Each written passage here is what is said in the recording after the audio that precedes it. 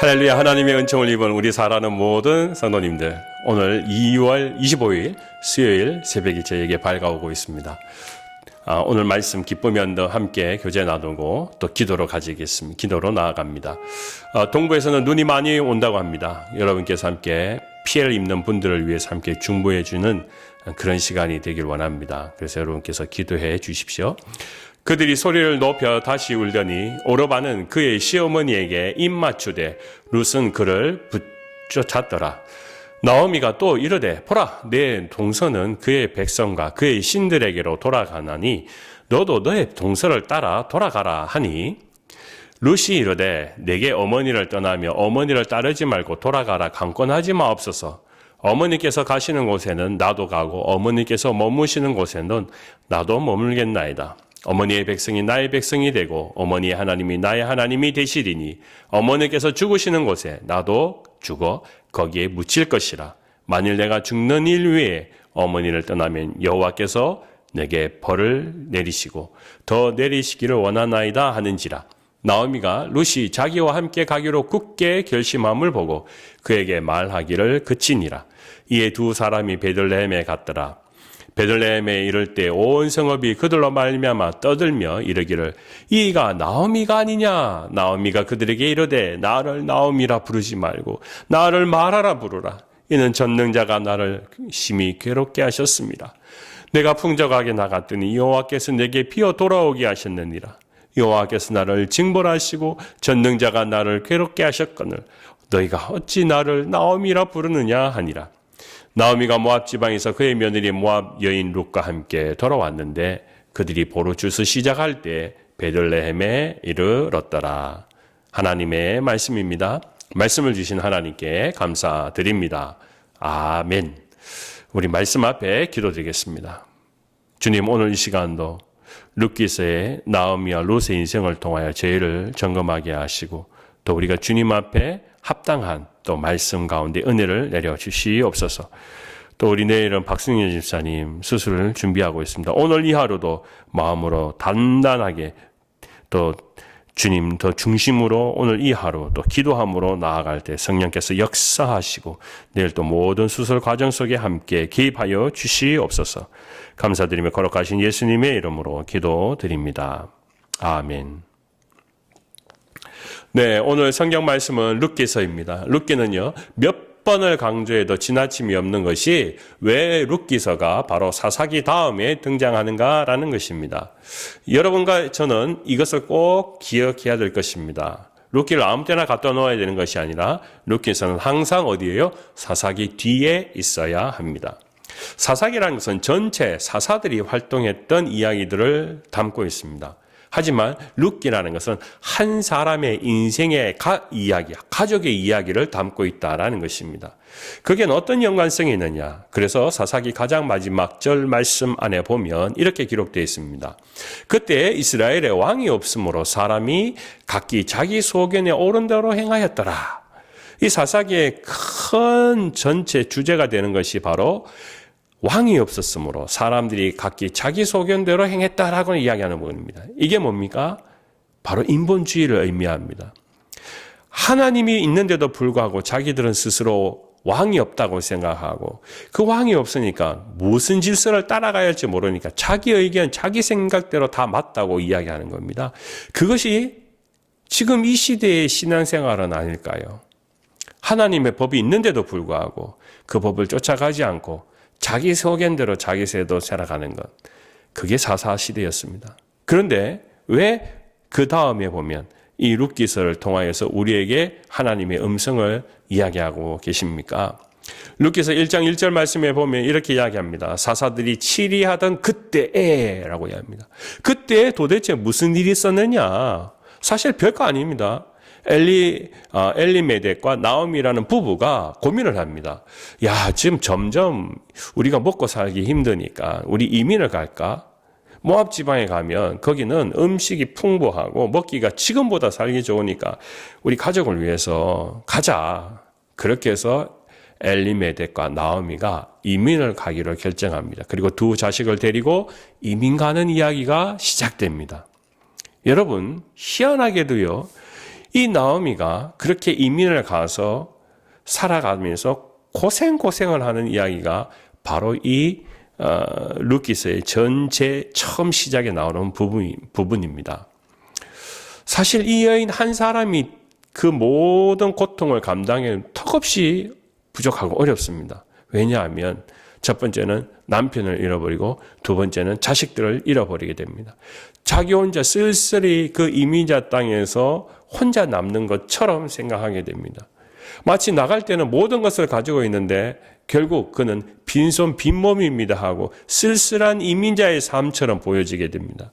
그래서 오늘 성경 말씀 1장 21절 말씀에 보면 이 나오미가 다른 모든 것을 포기하고 내 빈몸과 빈손인 이 몸 그래도 고향에 가야겠다. 고향에 가야지 그래도 먹고 살지 하면서 다시 되돌아오는 장면입니다. 고향이 한 모퉁이에 베들레헴의 모퉁이에 어귀에 있을 때 사람들을 만납니다. 그리고 이야기합니다. 사람들이 깜짝 놀랍니다. 야, 나오미가 왔다. 나오미가 왔다. 사람들이 환영하며 반갑게 살맞게 이렇게 맞아주는데 그는 이렇게 이야기합니다. 내가 풍족하게 나갔더니 여호와께서 내게 비어 돌아오게 하셨느니라. 여호와께서 나를 징벌하셨고 전능자가 나를 괴롭게 하셨거늘 너희가 어찌 나를 나오미라 부르느냐. 참 저는 오늘 이 말씀을 읽으면서 우리 인생의 이민자의 삶도 이 나오미와 생각하면 그러네, 내 인생의 이야기네 하고 우리가 이야기할 때가 종종 있지 않습니까?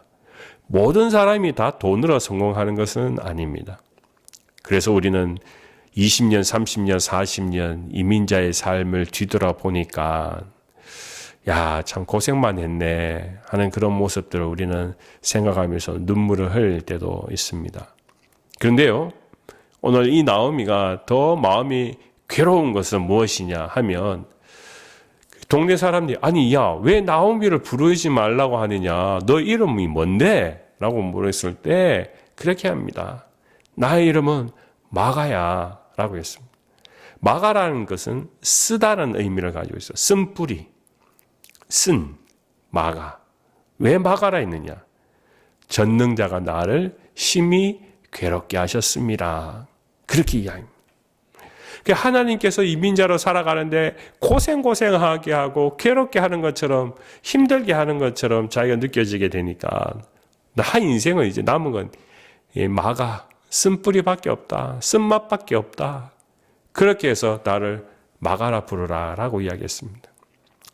여러분, 그러니까 저는 이 나오미를 생각해 보니까 굉장히 측은지심이 생깁니다.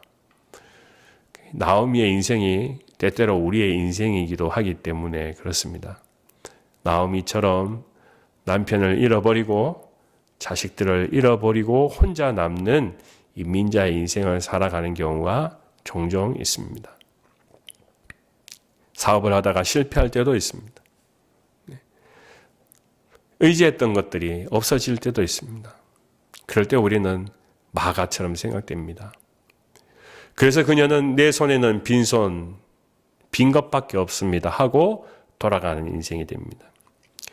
그런데 여러분, 오늘 성경 말씀에 주목하자고자 하는 것은 나오미가 이러한 자신의 신세를 한탄하는 것으로 끝나는 것이 아니라는 겁니다. 이 여인이 돌아가려고 했을 때 첫 번째 며느리 오르바에게 해서 너 천정집으로 가거라. 더 이상 내가 너와 함께 살 이유가 없다. 나는 집으로 돌아갈 거다. 둘째 며느리에게도 너 집으로 돌아가거라. 루사, 너 인생 새롭게 살아라. 남편도 없는데 너가 나 따라와서 뭐 하냐. 그렇게 이야기했습니다. 그런데 첫째 오르바는 돌아갔습니다. 두 번째 룻은요, 그가 이렇게 이야기합니다. 아닙니다, 어머님. 어머니의 백성이 나의 백성이 되고 어머니의 하나님이 나의 하나님이 되시리니 어머니가 죽는 곳에 나도 거기 묻힐 것입니다. 와, 여러분 놀라운 말씀 아닙니까? 어머니의 백성이 나의 백성이 되는 것은 뭐 그럭저럭 뭐 이해가 갑니다만은 어머니의 하나님이 나의 하나님입니다 라고 이야기합니다. 나의 하나님. 여러분, 이 룻은 모압 여인입니다. 그전만 해도 이 자기가 믿는 신이 달라요. 그런데 남편이 히브리 사람이기 때문에 그 집이 시집을 와가지고 하나님을 알게 되고 어머니를 알게 되고 그러면서 그 집에 살아가면서 자기의 이 믿는 하나님이 신이 바뀌어 버렸습니다. 그리고 난 뒤에 고향으로 돌아가면 아이고 잘됐다 하고 돌아가는 게 아니고 어머니의 하나님이 나의 하나님, 나의 하나님. 저는 만약에 이 이야기를 이 나오미의 입장에서 들어보면 가슴이 뭉클해서 갔습니다. 와, 이 아이가 제대로 신앙이 들었구나. 혈연으로 묶여진 모압 사람도 아닌데 이 아이는 그냥 우리 집에 시집 왔는데 내가 고향으로 되돌아가는데 했을 때 아르바는 자기 집으로 돌아간다고 그랬는데 룻은 아닙니다, 어머님. 어머님의 백성이 나의 백성뿐만 아니라 어머님의 하나님이 나의 하나님이십니다라고 이야기하는 거예요. 이게 축복입니다, 이죠. 나오미는 가진 것이 없다고 했는데 사실 다 가졌습니다. 왜요? 자신의 정말 이 믿음을 유산으로 물려주고 며느리가 딸이 되어버렸습니다. 이게 가장 큰 축복이지 않겠습니까, 여러분? 오늘 이 사사의 시대 가운데 왜 룻게스를 여기에 넣어 놓았느냐? 한 가정사에서 일어나는 고생한 이야기, 이민 가서 힘들었던 이야기 왜 넣어 놓았느냐? 사사 시대에는 자기 생각대로 자기 소견대로 살아가니까 그건 인본주의지 않습니까? 그러다 보니까 다 자기 나름대로 답을 찾아가는 그 시대에 한 여인 모아비와 룻을 통하여서 이야기하는 게 뭡니까? 나는 하나님을 따라가는 삶을 살겠습니다. 그 영적 믿음을 걸어가겠습니다 하고 눈을 뜨고 고향 베들레헴으로 돌아오는 사람이 이 이방 여인 모압의 인생 가운데 만나신 하나님이라는 것을 우리에게 드러내고 있습니다. 그렇기 때문에 믿는 자들이 지금 인본주의로 빠져있는 그리스도인들이 또 히브리인들이 정신 차려야 되지 않겠습니까? 하나님의 역사는 혈통으로 이루어지는 것이 아니라는 겁니다. 뭡니까? 믿음으로 이루어지는 것입니다. 든든한 믿음, 단단한 믿음, 절대적인 믿음, 하나님을 믿음을 따라갈 때 그 신앙은 누구 한 사람, 그 사람이 이방인들은 상관없다라는 겁니다. 그게 하나님의 뜻입니다. 욥기서 14장 7절과 9절 말씀을 읽어보면 이렇게 기록되어 있습니다. 나무는 희망이 있나니 찍힐지라도 다시 움이 나서 연한 가지가 끊어지지 아니하고 그 뿌리가 땅에서 늙고 줄기가 흙에서 죽을지라도 물 기운에 곧 싹이 나고 가지가 뻗어서 새로 심은 것과 같거니와라고 했습니다. 그러니까 사람이 눈으로 봤을 때 저 나무 다 썩어 죽었네 라고 이야기하지만 그 속에 뭐가 있습니까? 희망이 있다라는 것입니다. 움이 나서 연한 가지가 끊어지지 않는다고 했습니다. 물에 들어가서 그에서 다시 싹이 난다고 했습니다. 그게 새로 심은 것과 같은 것이라고 이야기합니다. 그게 죽은 나무에 대한 하나님의 보시는 비전, 꿈입니다. 그렇기 때문에 사사기 시대는 다 그렇게 살아가다 보면 아이고 이제 우리의 희망이 없네. 아이고 이제 다 죽었네. 그렇게 자포자기하는 것이 아니라 룻기를 통하여 그 사사들의 시기에 어지럽고 더러워진 세상 속에 하나님께서 룻이라는 모압 여인을 통하여서 다시 꿈을 발견하고 희망을 발견하게 된다라는 것을, 그래서 성경의 말씀이 이루어지고 그 약속을 예수 그리스도까지 이루어지게 하신다라는 것이 바로 하나님의 계획이라는 것을 우리에게 말씀하고 있습니다. 오늘 저와 여러분이 그 관점에서 오늘 이 룻기를 읽어봐야 될 것입니다. 그리고 오늘 고백하는 룻의 신앙을 우리도 바라봐야 됩니다. 나오미는 진짜 빈몸으로 빈손으로 돌아온 것이 아닙니다. 이민자의 삶에서 가장 큰 성공을 거둔입니다. 물론 우리 눈으로 보이는 부를 가지고 집으로 돌아온 것이 아닙니다. 그런데 진짜 믿음의 알짜배기를 만들었습니다. 바로 룻입니다. 여러분, 저도 여러분들도 우리가 그런 삶을 살아야 되지 않겠습니까? 나의 신앙을 통하여서 생명을 낳는 딸을 만들어가는 것, 나의 신앙을 통하여서 믿지 않는 사람들이 예수 꿈 만들도록, 예수의 진정한 제자가 될 수 있도록 만들어가는 것, 그것이 봐서 진짜 우리에겐 가치 있는 일이라는 것입니다. 비록 우리가 물질이 없다 할지라도 얼마나 나의 신앙을 통하여 그 다음의 세대에게 꿈을 줄 수 있는 그런 사람이 되었느냐. 나오미는 그러한 인생을 살았습니다. 여러분, 종종 우리는 시어머니와 며느리 그러면 다시는 보고 싶지 않다고 해서 뭐라고 합니까? 씨로 된 시금치는 보지도 않는다고 이야기하지 않습니까? 그런데 그렇게 시자만 나와도 싫은데 나오미의 시어머니와 룻의 관계, 그 속에서 얼마나 나오미가 잘했으면, 신앙의 본이 되었으면 룻이 어머니의 신앙, 시어머니의 신앙을 따라가겠습니까? 이게 얼마나 어려운 일이겠습니까? 어머니를 보기도 싫은 요즘 시대에 나오미와 같은 그 사람의 신앙을 나도 본받고 싶습니다. 당신이 하나님을 믿는 걸 보니까 내가 하나님을 믿기로 작정했습니다. 당신이 하나님을 믿으면서 사는 그 행동과 말을 보니 내가 진짜 하나님이 살아계심을 확신합니다. 나도 당신처럼 믿음 생활하고 싶습니다. 그게 바로 나오미와 룻의 관계였습니다. 오늘 저와 여러분이 믿음 생활의 관계 속에서 그랬으면 좋겠습니다. 저도 목사의 타이틀만 달고 사는 것이 아니라 이 시대에 또 교회에 뭔가 나의 역할을 통하여서 하나님의 선한 영향력을 펼쳐가서 목사로서의 모습을 보고 다른 분들이 많이 영향력을 받는 것, 선한 영향력을 받는 것, 그게 제 바람이고 꿈이기도 합니다. 저와 여러분들은 역시 세상 속에 들어갔을 때 각자의 역할이 다릅니다. 저도 병원에 가서 환자들을 만날 때 그렇습니다. 나를 통하여서, 내가 하는 행동을 통하여서 빛과 소금이 되어서 아픈 자들의 마음을 만질 수 있도록, 변화시킬 수 있도록 하나님을 만날 수 있는 그 역할을 했으면 하는 것이 제 매일의 기도의 제목이기도 합니다. 여러분, 오늘 이 나오미는 그런 인생을 살았습니다. 그리고 그 영향력을 받은 사람이 룻입니다. 우리도 그 일들의 도전을 받습니다. 우리도 그 일들을 하라고 오늘 이 성경 말씀 우리에게 남겨주셨습니다. 룻기서를 읽을 때마다, 또 우리가 이제 앞으로 갈 때마다, 오늘 이 하루를 우리가 말씀을 나눌 때 더욱 저와 여러분들이 그 룻의 관점에서 이 나오미가 얼마나 어머니의 신앙을 본받아서 지금 쫓아가느냐. 하나님의 나라는 죽지 않습니다. 하나님의 나라는 욥기서의 기록의 말씀처럼 언제나 그 희망을 보는 자들에게 계속 진행되어 가고 있다라는 것입니다. 오늘 저와 여러분 기도할 때, 우리가 아픈 자들을 위해서 기도할 때도 마찬가지입니다.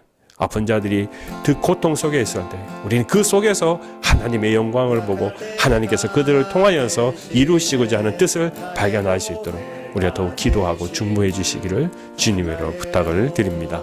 기도하겠습니다. 아버지 하나님, 오늘 이 시간, 이 새벽에 우리에게 주신 하나님의 음성을 통하여 나오미와 룻처럼 영적으로 더 살아있는 믿음의 관계가 되게 하여 주시옵소서.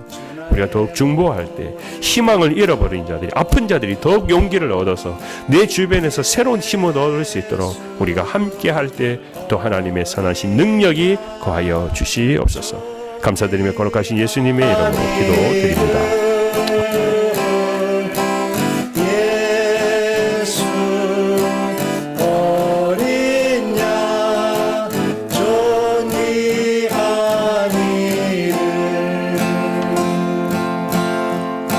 십자가 죄사하셨네.